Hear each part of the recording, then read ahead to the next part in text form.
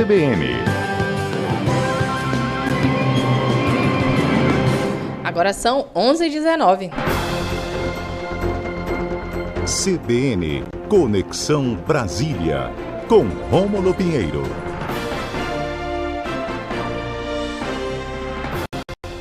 Muito bom dia para você, Rômulo Pinheiro. Seja bem-vindo à nossa coluna Conexão Brasília de hoje.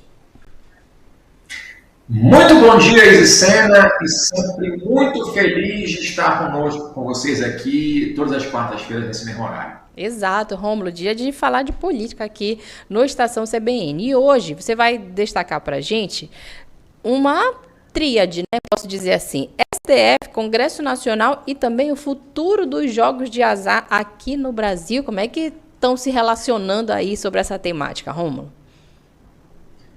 Pois é, Izzy. Hoje tem, aliás, amanhã tem início um julgamento muito importante aqui no Supremo Tribunal Federal, que envolve também um assunto muito importante lá no Congresso, que é a questão da proibição dos jogos de azar. Izzy, eu vou contar uma coisa para você. Essa semana começa mais curta, em razão do feriado, mas as últimas semanas estavam se debatendo o caso do Banco Master, então o Congresso voltado aí para as perspectivas de moderação premiada, o STF também analisando questões envolvendo o Banco de Brasília, mas e essas coisas vão tomar ainda as semanas com outros momentos ainda para argumentar aqui, mas uma coisa que está passando em branco, pouca gente está tendo atenção para isso, e eu quero discutir exatamente essa questão da votação de amanhã do STF sobre os jogos de azar. E a gente tem aqui uma batalha grandíssima aqui no Supremo e também no Congresso, um lobby grande das grandes empresas que fazem apostas, né? Ou seja, empresas que fazem esse tipo de comércio. E isso envolve uma questão que a lei não permite a exploração de jogos de azar. Por outro lado, nos anos anteriores já se abriu a possibilidade de regulamentação dessas empresas que exploram apostas online, principalmente. Então, aqui fica naquela circunstância, Isa, de delimitar, porque hoje, por exemplo, a lei proíbe o jogo do bicho. Então, é exatamente isso que vai ser discutido lá no artigo 50 da Lei de Contravenções Penais. Se isso, de fato, é válido ou não é mais, porque, na verdade, jogos de azar em geral, o jogo do bicho é apenas um exemplo, né? A gente sabe que a lei já há muitos anos proíbe, mas a qualquer esquina que as pessoas vão aí nas suas cidades, você encontra um ponto de jogo do bicho. É aquela circunstância que o Estado proíbe, mas acaba tolerando, porque não fiscaliza da maneira correta. E por muitos e muitos anos, essa prática ainda perdura. E aí chegou aqui ao Supremo uma situação de análise, exatamente se essa lei de contravenções penais, nesse artigo 50, de fato, ela tem uma eficácia. A vida prática nos mostra que isso já está praticamente tolerado. Por trás disso, tem muita circunstância que tem que ser discutida. Por exemplo, a situação da questão da lavagem de dinheiro, que esses pontos, às vezes relacionados a crimes em geral, produzem.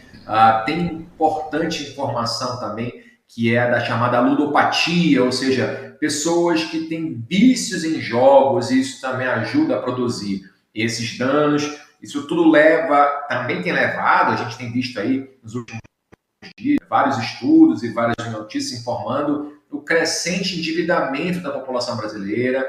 Nós já discutimos aqui na coluna, em tempos atrás, sobre a questão do comprometimento da renda, inclusive com pessoas que recebem os benefícios estatais, os benefícios do governo, como Bolsa Família, etc., que comprometendo parte desses valores que são essenciais para a manutenção, subsistência das pessoas, estão sendo levados em jogos de apostas. Então, tudo está por trás de um grande assunto também, que é o interesse de grandes grupos do exterior e mesmo nacionais na liberação dos jogos para explorar cassinos em geral, resorts, inclusive, e aqui tudo se interliga, porque havia um projeto que ainda está em discussão aqui no Congresso sobre o uso dos terrenos de marinha pelos estados, municípios, e a discussão com a União. Isso tudo tem um pano de fundo a liberação desses grandes resorts para a exploração do jogo. Então, é uma coisa ligada à outra, às vezes é até complexo para explicar aqui para o nosso ouvinte,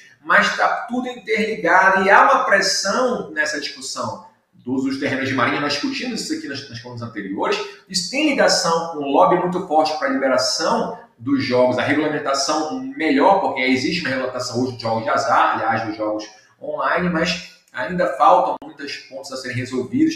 Então, tudo isso casa também com um outro ponto, porque você vê a tese aqui no Supremo, que chegou aqui, inclusive, é que esses projetos de liberação de jogos, na verdade, podem gerar empregos, gerar renda para os municípios que recebem esses resorts, né?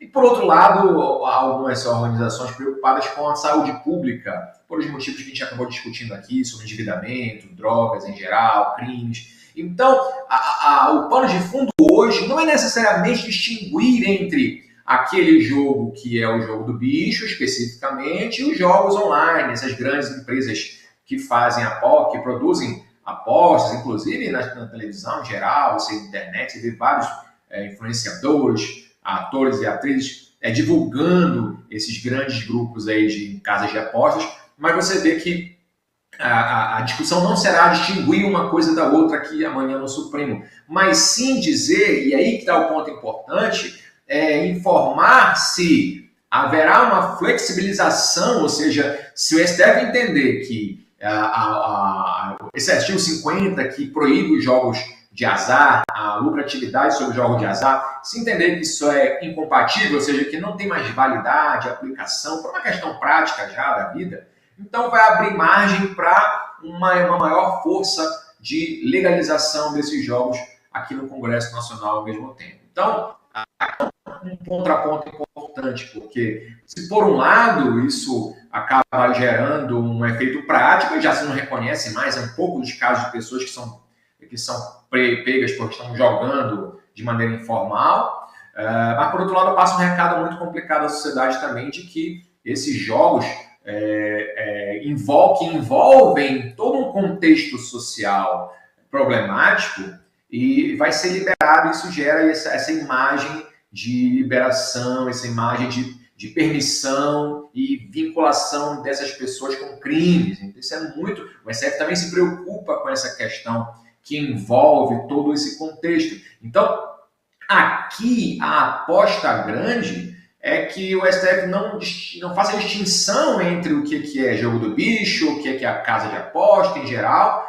mas reconheça que essa legislação ela não vem sendo aplicada, na verdade, já caiu em desuso há muitos anos, abrindo margem para que o próprio Congresso estabeleça uma lei para discriminar como vai fazer esse tipo de regulamentação também dessas apostas informais.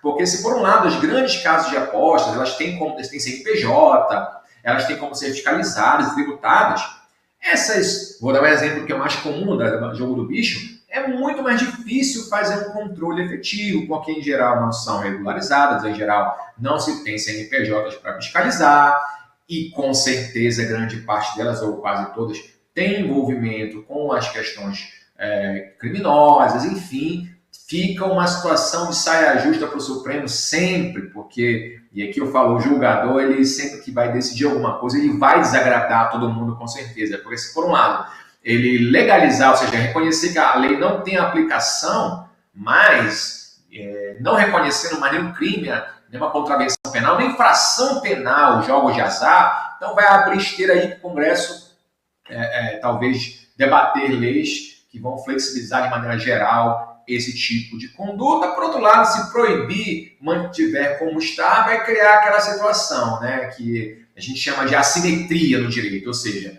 você julga o jogo de azar que é jogado pelo pobre, por exemplo, como ilegal, mas as casas de apostas bilionárias estão liberadas com leis regulamentando a sua atuação. Então, seja por um lado ou por outro, vai haver com certeza um descontentamento com a decisão que vem aqui do Supremo, a gente está acompanhando, claro, mas uma coisa é certa, eu diria aqui que eu nunca costumo fazer nenhum tipo de previsão sobre o que eles vão julgar, porque, claro, dá tiro na água, mas eu diria que aqui vai ficar no meio termo, sabe? Ou seja, vai ser votada que essa legislação ela não tem a aplicação profunda, porque já na prática não se faz isso, ou seja, fiscalização de jogo de azar informal, né, é muito difícil você ter um tipo de fiscalização sobre isso. Por outro lado, não vai reconhecer como legal essas atividades. E a solução intermediária talvez é jogar aí para o Congresso para que eles votem leis que regulamentem essas condutas. De uma forma ou de outra, ficar atento a esse assunto é muito importante, que vai envolver e vai mexer com a vida de muita gente, tanto aqui como aí, minha cara Easy Sena. Sem dúvida, Rômulo, a gente acompanha esse debate, né? Porque esses jogos ou esse tipo de aposta já está disseminado, né? Acontece em todos os estados, todos os municípios, né? Hoje também de forma online. E esse debate também visa integrar, né, estados, municípios para garantir algumas normas específicas, posso dizer. Com certeza, e mais importante que isso, Izzy, é o dinheiro, porque está todo mundo interessado na arrecadação de tributos que vêm dessas atividades. Sejam elas legalizadas, como se pretende, ou aquelas que são informais, que estão sendo trazidas para a legalidade para também tributar. A gente tem que acompanhar sempre. Vamos ficar de olho, então, Rômulo. Quero te agradecer pela coluna de hoje. A gente se encontra semana que vem, então. Muito obrigado, forte abraço, até a próxima quarta. Até a próxima quarta. Me despeço do Rômulo e também me despeço de você, nosso ouvinte, que esteve comigo